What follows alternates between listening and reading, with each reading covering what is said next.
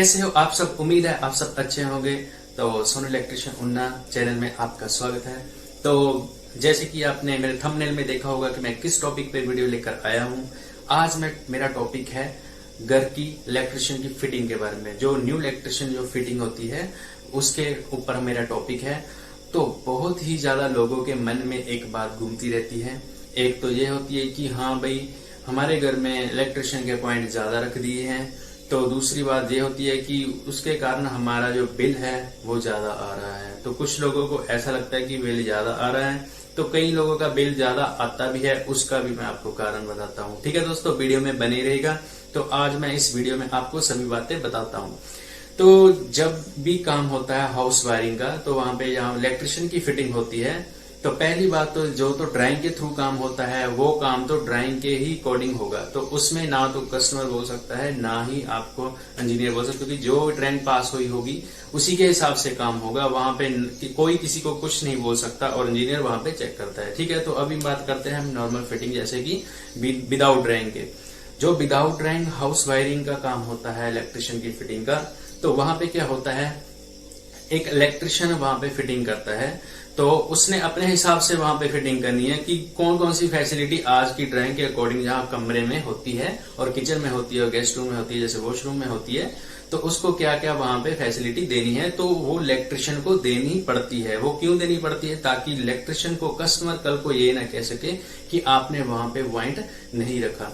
तो जो जिनके लोगों के मन में ये बात होती है, भाई हमें पॉइंट ज्यादा नहीं चाहिए, हमें उतने ही पॉइंट चाहिए जितने हमने लगवाने हैं, तो ये बात आपको इलेक्ट्रिशियन से पहले करनी चाहिए कि हमें कौन कौन से पॉइंट चाहिए, ताकि ना तो आप कल को इलेक्ट्रिशियन को ब्लेम कर सकते हो ना इलेक्ट्रिशियन आपको ब्लेम कर सकता है। ठीक है, बाद में आप इलेक्ट्रिशियन को बोलोगे कि आपने पॉइंट ज्यादा रख दिए, तो उसमें इलेक्ट्रिशियन की गलती नहीं होती। इलेक्ट्रिशियन आपके जो पॉइंट रेट के हिसाब होता है उसको इससे भी कोई मतलब नहीं होता। ठीक है, उसने मेहनत तो अपनी कमानी है, क्योंकि दूसरी बात ये है कि उसको अपनी परफॉर्मेंस भी देनी है। ठीक है, अगर वो काम अच्छा नहीं करेगा तो कोई भी उसको काम पे नहीं बुलाएगा, क्योंकि आप बोलोगे उसने ऐसा काम कर दिया या ऐसा काम, तो उसको कोई नहीं बुलाएगा। ठीक है दोस्तों, तो अभी मैं आपको बात पे आता हूँ बिल के ऊपर। ठीक है, तो आपके मन में ये सवाल बहुत होता है कि हाँ हमारे घर में पॉइंट बहुत ज्यादा रख दिए हैं जिसके कारण हमारा बिल आ रहा है। तो अभी आप दिमाग से एक बात बिल्कुल निकाल दीजिए,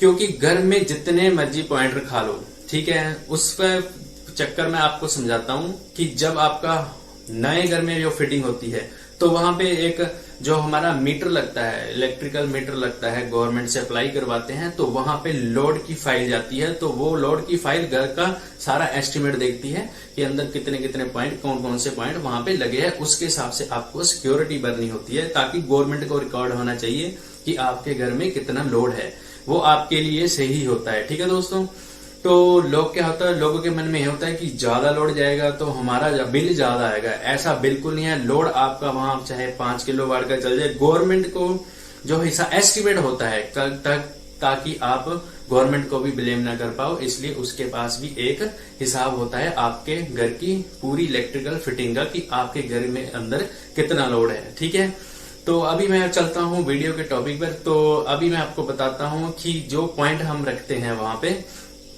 तो अभी मैं आपको बताता हूँ। एक रूम में हमारा सीलिंग फैन होता है और ट्यूब होती है, एक बल्ब होता है या 0 वाट बल्ब होता है, तो 2-3 प्लग लगा लो आप। तो दोस्तों अभी बात मैं पॉइंट की करने वाला हूँ। जो लोग सोचते हैं ज्यादा पॉइंट रखने से हमारा बिजली का बिल ज्यादा आता है, तो वो ध्यान से अभी बात ये सुन लेना। जब तक आप पूरे घर में किसी भी चीज को यूज नहीं करते, तब तक आपके जो मीटर की रीडिंग का बिल है वो ऐसे बिल्कुल नहीं आ सकता। वो आपका जो मीटर होगा, जो उसकी अपनी नंबरिंग चलती है मीटर के अंदर, जो भी है गवर्नमेंट की, वो चलेगी। जो रेंट कुछ आता ही है, जो आपको पता है जीरो बैलेंस का कुछ रुपए निकालते हैं तभी वो ही आता है। अगर मैं पॉइंट की बात कर दूं, तो पॉइंट आपके जितने भी रखे हों, जितना आप उस पर लोड यूज करोगे, जितनी आप चीजें चलाओगे, उसी के हिसाब से बिल आएगा। तो उससे ज्यादा बिल कभी नहीं आता। ये आप बात दिमाग से बिल्कुल निकाल दीजिएगा।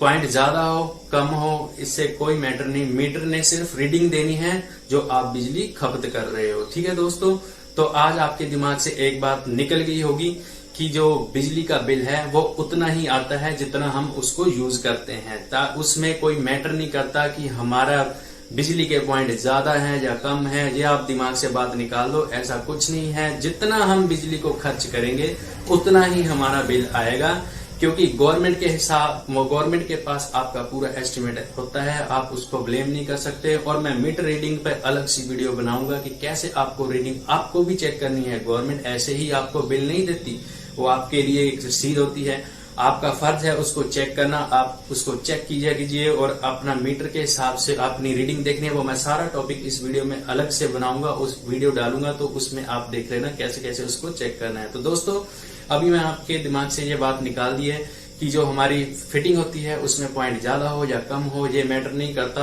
आप बिजली कितनी खर्च कर रहे हो वो महीने रखती है, उसका ध्यान रखा कीजिए। पॉइंट का तो आपका कोई दिक्कत नहीं है, वो आपकी फैसिलिटी के लिए दिए जाते हैं ताकि आपको फायदा हो और कल को आपको कोई भी दिक्कत ना हो।